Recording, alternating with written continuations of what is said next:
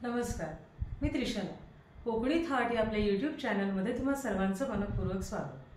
तर आज आहे नवरात्रीचा 7वा दिवस आणि आज देवीच्या ज्या रूपाचा आपण जागर करणार ते रूप म्हणजे देवी कालरात्री. देवी कालरात्री हिचा रंग प्रचंड काळा आहे आणि दिसायला रूप फार भयानक. पण असं रूप असेल तरी सुद्धा आपल्या भक्तांच्या, आपल्या मुलांच्या हाकेसाठी सदैव धावत येणारी ही देवी आहे.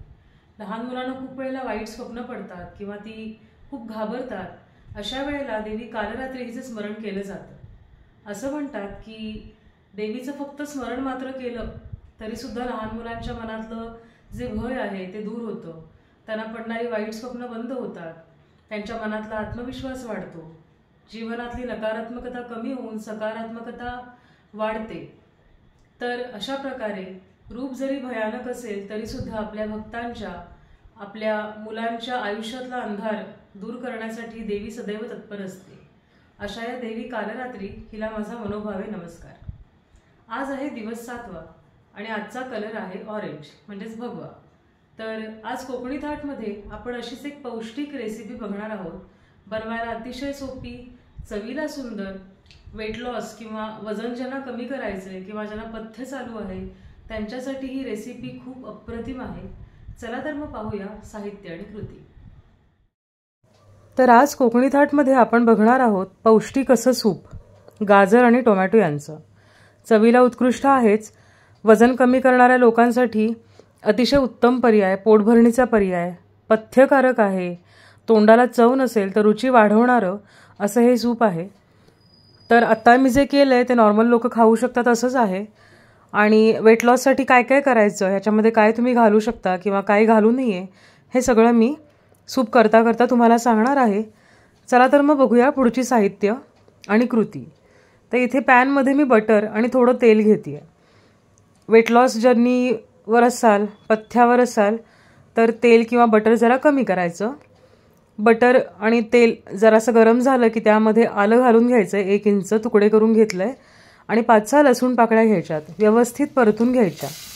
आणि या इथे मी 2 टोमॅटो घेतलेत, त्यांच्या चकत्या करून घेतल्या आहेत आणि हे मी आता याच्यावर ठेवून घेणार आहे. जे तेल आणि बटर आपण घेतलं होतं त्याच्यावर.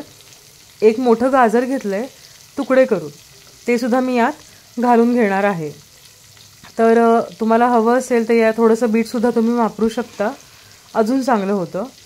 इथे मी 1 अर्ध मूठ वगैरे असे मटार घेते ओले. ओल्या मटारमुळे चव वाढते सूपची, थोडे तरी नक्की घाला. कोथिंबीर घेतली आहे, कोथिंबीरीचे देठ घेतले तरीसुद्धा चालतील. आणि थोडं मीठ घालून घेते आहे, याच्यामुळे याला पाणी सुटेल आणि त्याच्यामध्ये व्यवस्थित हे सगळं शिजलं जाईल. झाकण ठेवून 1-2 वाफा काढायच्या आहेत, म्हणजे हे सगळं जे आपण टोमॅटो वगैरे ठेवलेत ते व्यवस्थित शिजतील.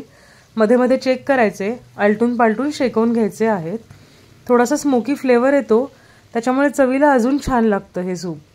आणि थोडे भाजल्यासारखे होतात ना टोमॅटो बटरमध्ये वगैरे, त्याच्यामुळे चवीला अतिशय सुंदर लागतं.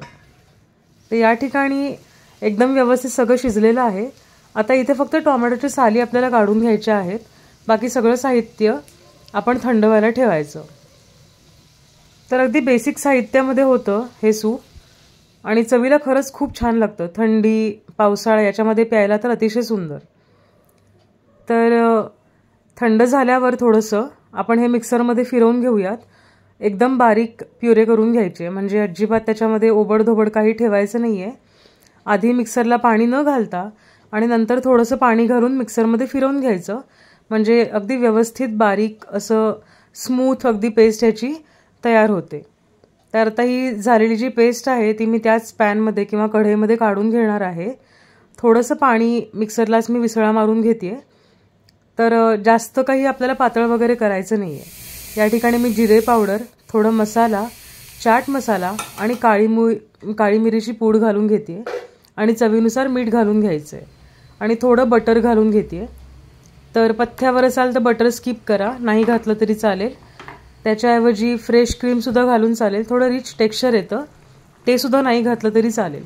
आता एक व्यवस्थित उकळी काढून घ्यायची आणि आपलं गाजर आणि टोमॅटोचं सूप तयार आहे. सर्व करताना तुम्हाला थोडासा क्रंच वगैरे आवडत असेल तर मिक्स ज्या सीड्स मिळतात भोपळ्याच्या, सूर्यफुलाच्या बिया, त्यासुद्धा तुम्ही घालू शकता.